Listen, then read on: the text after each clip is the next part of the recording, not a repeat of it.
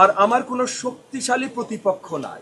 আপনি যে প্রতিপক্ষ বললেন সেটা হয়তো বাকিদের মধ্যে শক্তি একটু বেশি থাকতে পারে, আমার কোনো শক্তিশালী প্রতিপক্ষ নাই। আমি কাউকে গোনায় ধরছি না।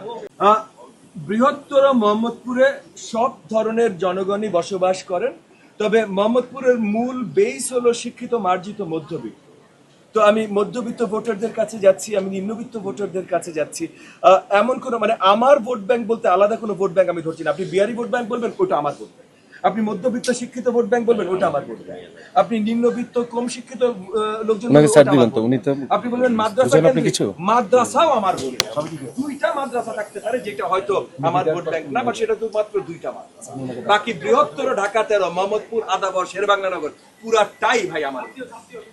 প্রথমত আমাকে কেন চুজ করবে, আমি মধ্যমপন্থী কারণ, বাট মোর ইম্পর্টেন্ট কি আমাকে কেন চুজ করবে, কারণ ইতিমধ্যে এলাকার বৃহত্তর যত সমস্যা আছে, সন্ত্রাস, গ্যাস সংকট, আপনার নালাজ, খাল, এই সবগুলো সমাধানের কাজ আমি গত 2 মাস ধরে করছি। অন্য কেউ গত 20-30 বছর ধরেও করে নাই। সো সেই কারণে আমাকে চুজ করবে। আগামীতে এগুলো আরো বৃহত্তর কিভাবে আমরা এই সমস্যাগুলো সমাধান করবো সেগুলো পরিষ্কার আমরা ইশতেহারে দিয়ে দিয়েছি, সেই কারণে আমাদের চুজ করবে। অন্য কেউ কোনো ইশতেহারে কিছু দেয়নি, সে কারণে করবে না। আর আমার কোনো শক্তিশালী প্রতিপক্ষ নাই। আপনি যে প্রতিপক্ষ বললেন সেটা হয়তো বাকিদের মধ্যে শক্তি একটু বেশি থাকতে পারে, আমার কোনো শক্তিশালী প্রতিপক্ষ নাই।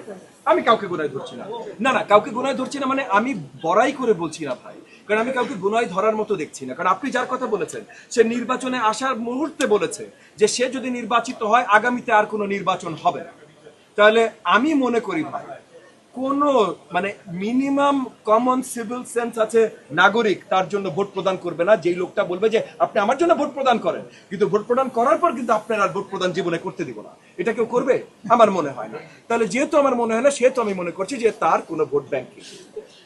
একটা আপনার প্রতিপক্ষদের প্রচারণা আপনার বিরুদ্ধে তো অফকোর্স একটা কিছু থাকবে, সেটা হচ্ছে আপনি এলাকার মানুষকে আপনি এবং আপনি বিএনপিরও আসলে কোন মানুষটা বিএনপি আপনাকে সাপোর্ট দিয়েছে, এই বিষয়ে আপনি কি বলতে চান? না, আমি বিএনপির মানুষ না, আমি জোটের মানুষ প্রথমত। আর দ্বিতীয়, আমি এলাকার মানুষ না, ঠিক আছে, আমি ঢাকা শহরের মানুষ। আর আপনি যার কথা বলছেন, যে এই কথাটা মামুনুল, বাজে কথা শুধু মামুনুলই বলে, অন্য কেউ বলে না। তো মামুনুল যে বাজে কথাগুলো বলছে, মামুনুল এই এলাকায় মাদ্রাসা থাকে, লালবাগে যে রাজনীতি করে, আবার সে আপনার কি বলে না বাগেরহাটে যে রাজনীতি করে। সো সে রাজনীতি কোথায় এবং রাজনীতি কি করে এটাও আসলে জানি না, কারণ জনগণের জন্য গত 15 বছর আমরা জনগণের জন্য কত আন্দোলন করেছি, এটা লিপিবদ্ধ আছে। মামুনুল আসলে রাজনীতিতে কি করেছে? মাদ্রাসার ছেলে পেলেদের নিয়ে বাউলদের পিটিতে যাওয়া ছাড়া আর কি করেছে এটা আমি আসলে জানি না। সো মামুনুলের রাজনীতির পরিচয় জিজ্ঞেস করেন, আর রাজনীতি যেটা করেছে ওটাও করেছে লালবাগে ভাই, মোহাম্মদপুরে না। সো মোহাম্মদপুরে এসে কোন মাদ্রাসায় ও রাত্রেবেলা শয়ন করে এইটা দিয়ে যদি পরিচিতি হয় ভাই, তাইলে মোহাম্মদপুরের বেশিরভাগ লোকজনই তো এখন বাইরে কোথাও চাকরি করে বা অনেকে বাইরে যেয়ে শয়ন করে, তাহলে তারা কি মোহাম্মদপুরের না? ঠিক আছে, চলেন আপনার ক্যাম্পেইন দেখি।